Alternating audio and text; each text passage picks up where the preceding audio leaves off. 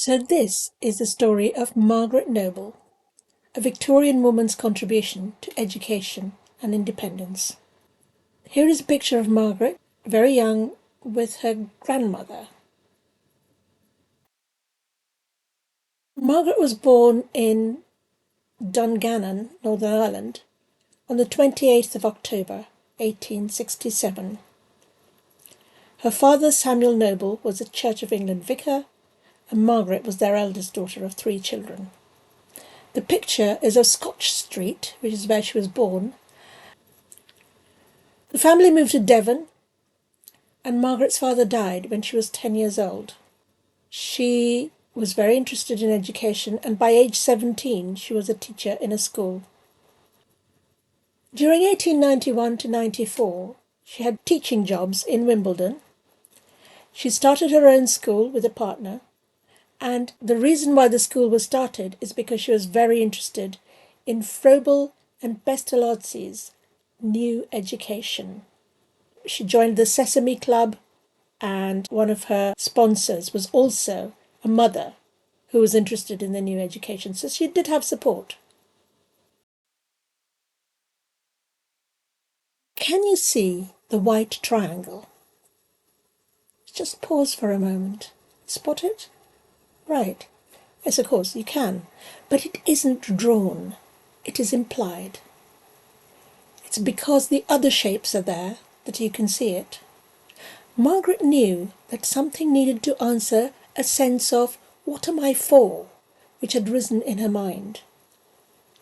That is implied by the breadth of her reading and her attempts at putting together a sort of scaffolding for her life's work. She started reading about Eastern religions, Buddhism at first, and seeking eternal truths applicable to everyone in every religion. It is like she was trying to see the white triangle, which isn't quite there. But of course, if you look for it, it is quite visible. In November 1895, so remember that at this stage we know that she has got her own school, we know that she is still looking in that sense for a sense of direction, and she's also a member of the Sesame Club, and this is a club which is really for thinkers around education. Margaret attends a parlour talk at the home of Lady Isabel Margeson.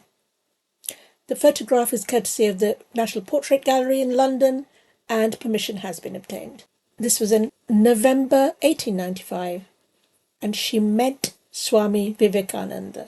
She is greatly influenced by the Swami's vision, and he starts to correspond with him on a regular basis. So here she was, 15 or so invited guests, sitting around a fire. The Swami was standing in front of the fireplace, talking, and he was a Hindu monk. This was quite outside her experience. He was here from America. He was unusual and very well received at the World Parliament of Religions in Chicago, in the USA. So he's coming here just after a very successful talk.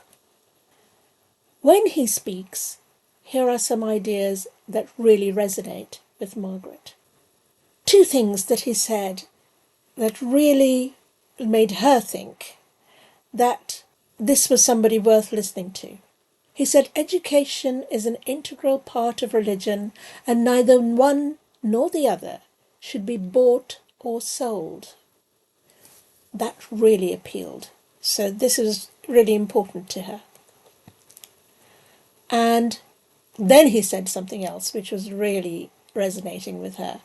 I'm not sure whether that was actually at that meeting. Religion, he said, is not going to church or putting marks on the forehead or dressing in a particular fashion.